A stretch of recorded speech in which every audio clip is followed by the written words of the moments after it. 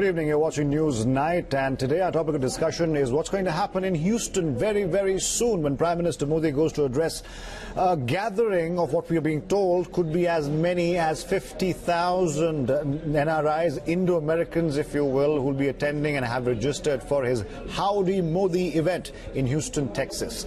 President Donald Trump has become the first U.S. president in recorded history to attend something of this nature. No president before them has ever acquiesced really to attend a program of this nature. Remember all the meetings that have taken place outside or within the ambit of diplomatic relations between prime ministers of India and presidents of the U.S. have either taken place in Washington, D.C. or on a multilateral stage in perhaps New York. But this is the first time ever that such an event will see the participation of a sitting U.S. president. Now, this, of course, has given rise to a lot of narratives. Now, the critics of the Prime Minister here in India suggest this is nothing more than just a PR event. However, there are those who believe that this gives brand India under Prime Minister Modi a big boost. Like I said before, this is unprecedented, never happened before. We'll try and analyze what it could mean for Indo-US relations,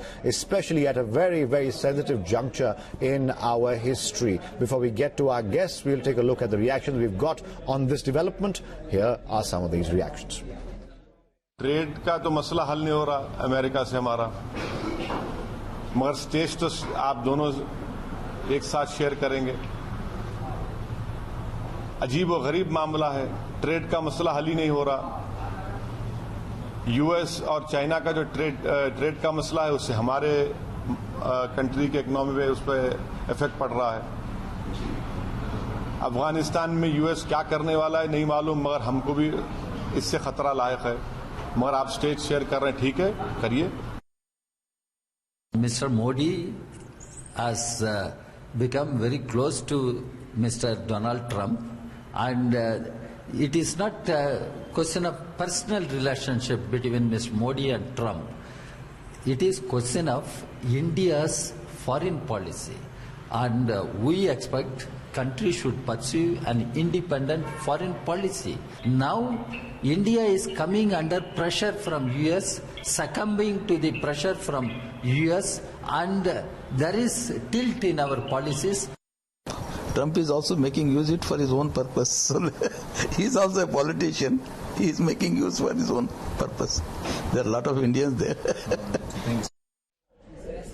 Joining us tonight on News Night, Aman Sinha, spokesperson of the BJP. Also with us, Karan Bhasin is an economist. Ravi Srivastava, political analyst. We have one more guest. I'll introduce him as and when he does join. Aman Sinha, I'd like to start the debate today with you.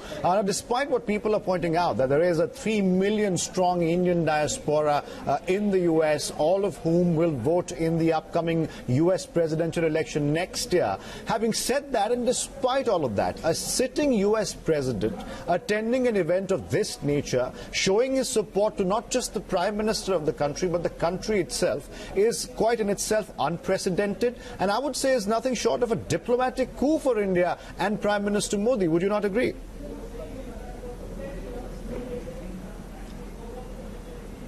Arthur, it's truly a historic, momentous and unprecedented occasion, and an event of this scale and size. For the first time, overseas leader is addressing such a big gathering anywhere in the world, not only in US, and undoubtedly two most powerful leaders of the world coming together, two most powerful democracies, two most powerful countries of the world coming together on one platform, on one stage, and addressing more than 50,000 people in USA, where the attendees will be from from all 50 states of United States of America, from several other countries of the world, and a lot of Indian Americans also.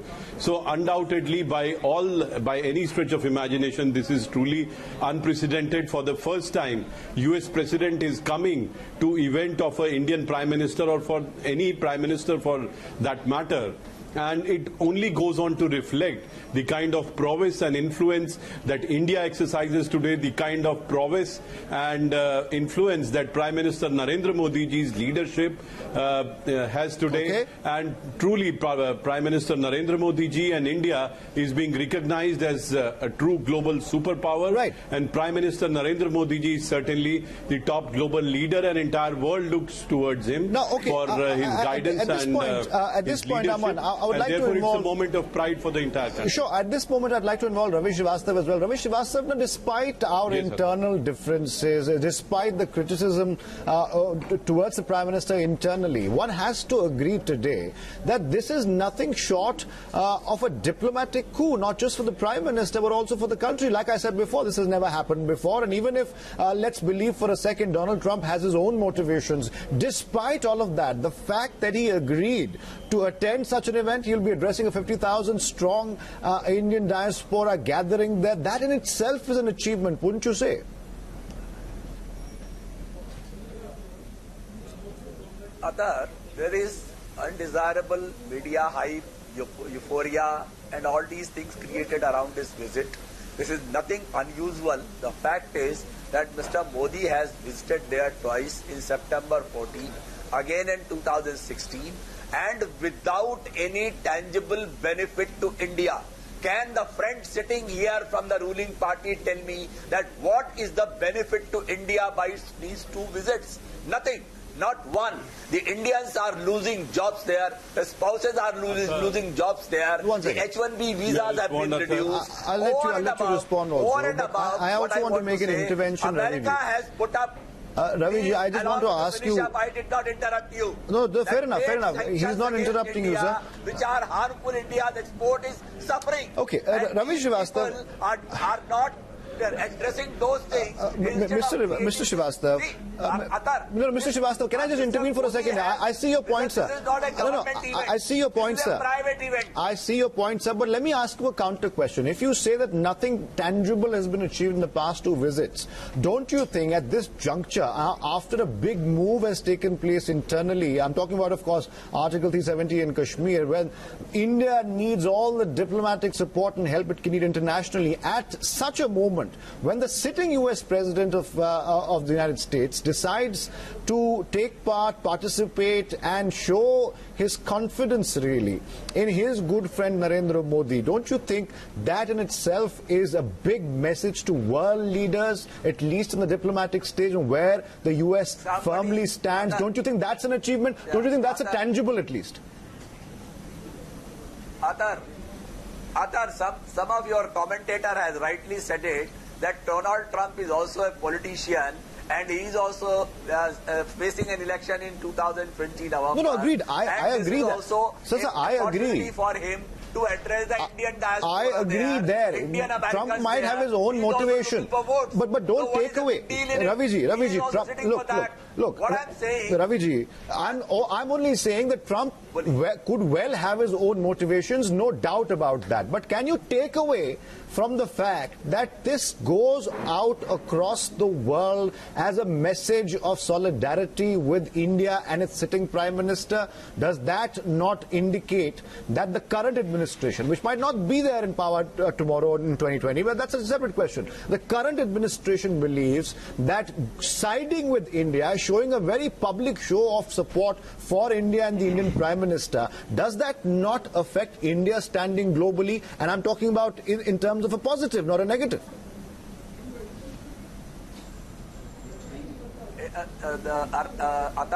Such events come and go many times. No, but this has never happened before. No, this has never happened before. A sitting US president has never done this before, sir. Mr. Narendra Modi has spent more than 2,000 crore on 55 foreign travels. What is the tangible gain? Okay, I want to introduce Karan Bhasin, then we can go to Aman Sinha for a rebuttal. Okay, so you're still a cynic. You're still a cynic. I understand that. I appreciate that. Now, one second. Raviji, one second. You've spoken now. Before I go back to Aman Sinha, and I will go back to Aman Sinha for a rebuttal on this as well. Karan Bhasin, you would like to come in on this very quickly before I go back to Aman. Karan, go ahead, please. So first and very important point, everyone is asking what has Prime Minister Modi achieved with his, massive, diplomatic push abroad, and he spent so much of money. You know what? None of these people realize that India has been one of the leading destinations of FDI over the last 5 years. That happened only because of Prime Minister's diplomatic push and because of his trips abroad. These guys are talking about what has Prime Minister's foreign diplomatic push achieved. I'll tell you what it has achieved. Today, India is playing a leading role in global geopolitics. Be it International Solar Alliance, be it the talk. Sir, yes, sir, please, stock market is not a barometer of how an economy functions. Please go read about economic and economic decision-making, sir. Now, Mr. Ravi Srivastava, let him finish, please. He did not interrupt you. Ravi Srivastava, I'll have to put your fader down. Don't interrupt my guest, please, sir. I didn't interrupt you. Don't interrupt. I didn't interrupt you, please. Please. Let me complete my point. The very fact that today India is playing a leading role in shaping up the global geopolitics, be it with the COP issue or the International Solar Alliance, that's what has been achieved because of Prime Minister's big diplomatic push. The fact that we could abrogate Article 370 and the entire world and no country stood in support with Pakistan, that happened only because of PM Modi's diplomatic push. The fact remains that when it comes to national security, when it comes to foreign policy, it is at an all-time high today, and it is only because of the relentless efforts of this government. So while you people talk about trade and issues related to immigration, can we sort these issues with the US without actually having a dialogue with them? What are you people talking? Have you got no idea of how foreign policy is done? I mean, how can you be so blinded with the reality which is looking at you? Okay, Ravi Srivastava, you can keep beyond you can either keep listening to people or you can keep interrupting. You have to decide. What he has said about that. Please, Mr. Ravi Srivastava, I gave you enough time to make your points. Now you must extend the same courtesy to all my guests. Interrupting everyone at every point doesn't serve any purpose. I'll request you to please wait for your turn. As Ashutosh Mishra also joins us, I'll go to Aman Sinha now because he wanted to rebut something you have said. So please, let's not interrupt each other. 40 seconds to Aman Sinha. Please go ahead, Mr. Sinha.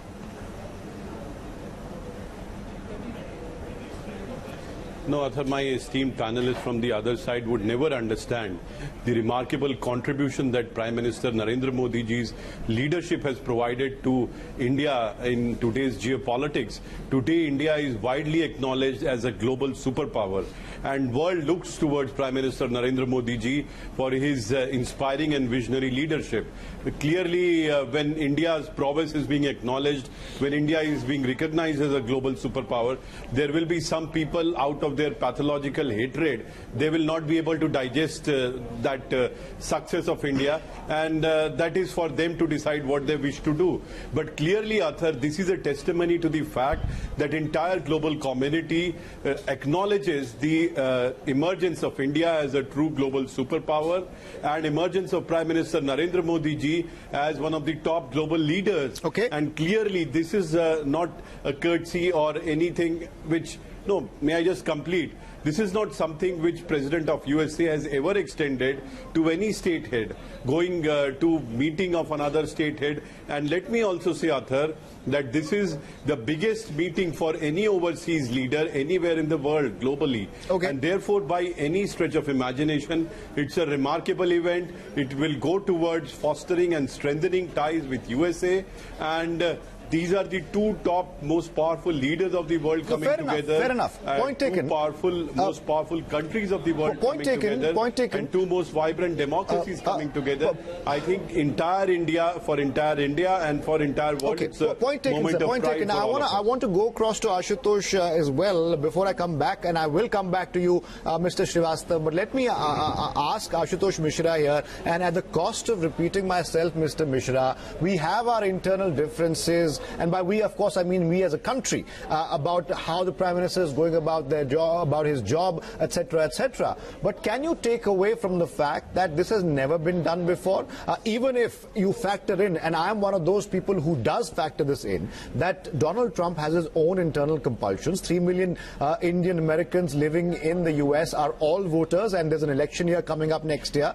I'm sure Donald Trump has his own considerations as well. But despite factoring that in, can you take away from the importance, the significance of something like this, a sitting US president doing something he's never done before for any head of government ever in recorded history? Do you think that's a small achievement?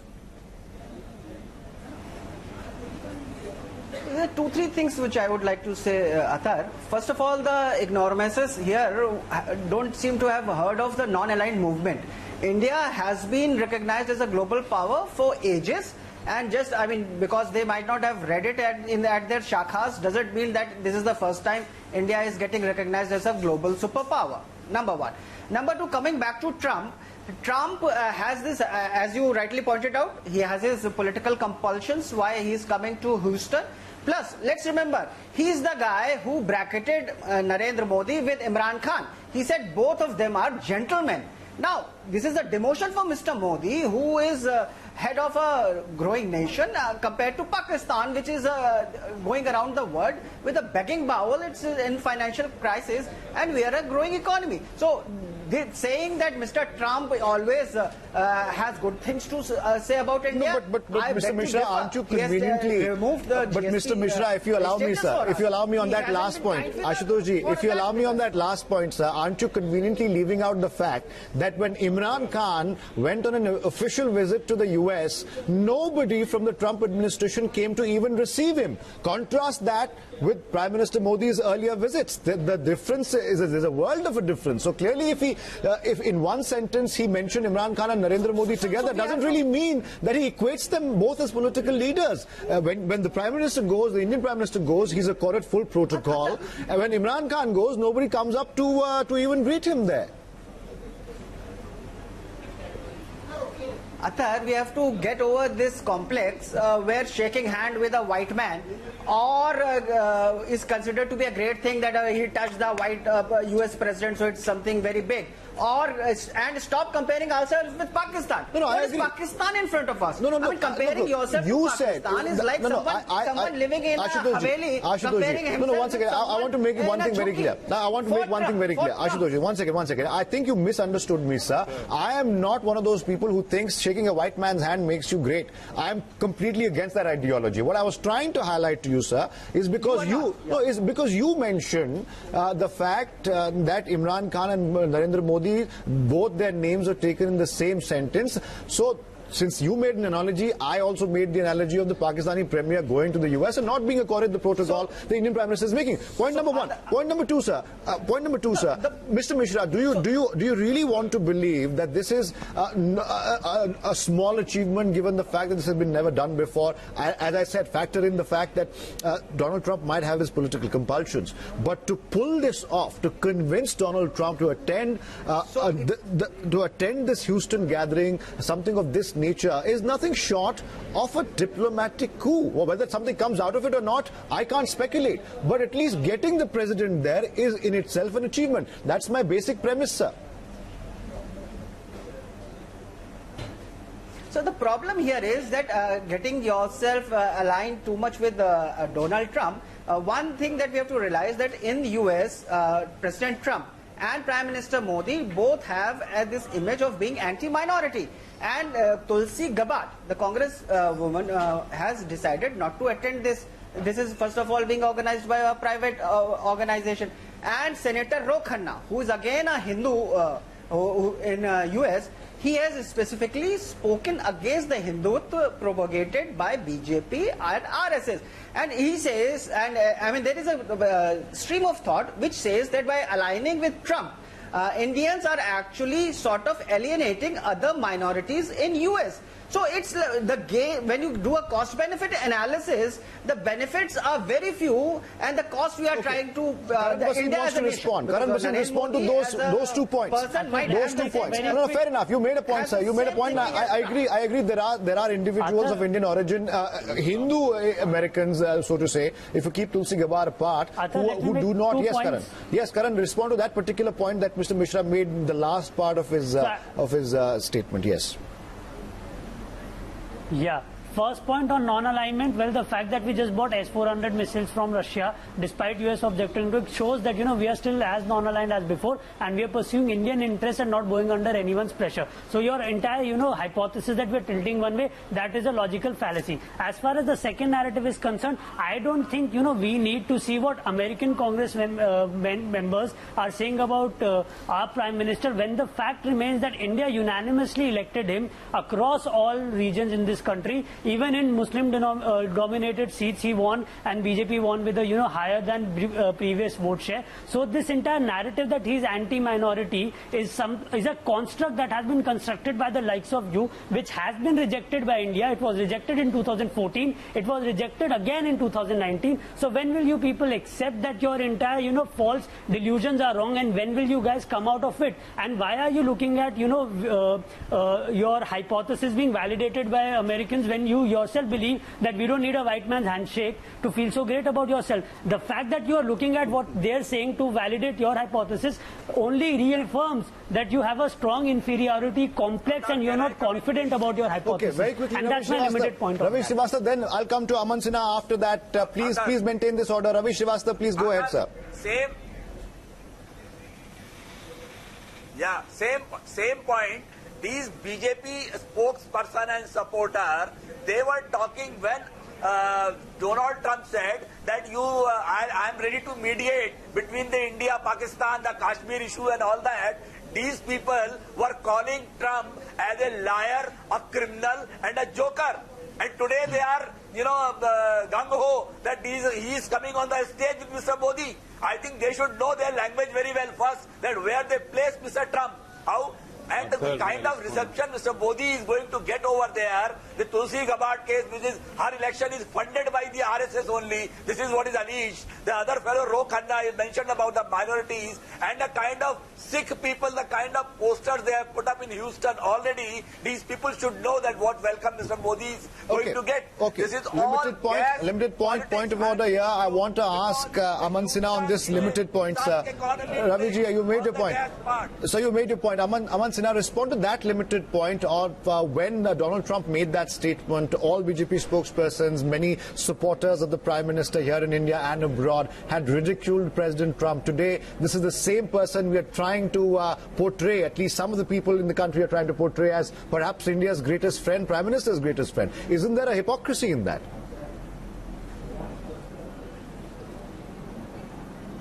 No, absolutely not. But Athar, it is extremely unfortunate the kind of comments that are being made. You have seen the kind of language which is being used for President of USA. This is the panelist from other side which is doing so. And people are making racist comments. They will go to any extent to run down Prime Minister Narendra Modi ji. They will go to any extent to run down their own country. Now do not shout and jump up and down. I will put you in your place. Don't shout. Wait for your turn. If you have something to say in substance, wait for your turn. Please. You should remember your now, Athar, nobody needs your certificate. Athar, these people are not able to digest the success. If don't speak over one another, please. People are not able to digest. Please don't speak over one another. Prime Minister is being recognized worldwide. These people are not able to digest it. This is their basic problem. They cannot see India progressing. They cannot see new India, which has greater prowess, which has greater influence, which is a global superpower. And people like them are eating into our country, and they are singing praises of others. They are setting such an agenda, which is not only which is to the detriment of country. Now nobody needs their certificate. The fact of the matter, Athar, is that this is unprecedented. For the first time, President of USA is coming to meeting of Prime Minister. All right, sir. All right. I'm running short on time here. Unfortunately, I'm running short on time here. I must thank each and every one of you who participated. Aman Sinha from the BJP, Mr. Srivastava, thank you for joining us, as well as Ashutosh Mishra and Karan Bhasin. We understand that this is going to be a big event. 50,000 people have already registered to this event, which is being called or tagged Howdy Modi. Whether or not something tangible does come out of this particular event, we'll have to wait and watch. For the time being, this has been Newsnight. I've been Athar Khan. Thank you for joining us.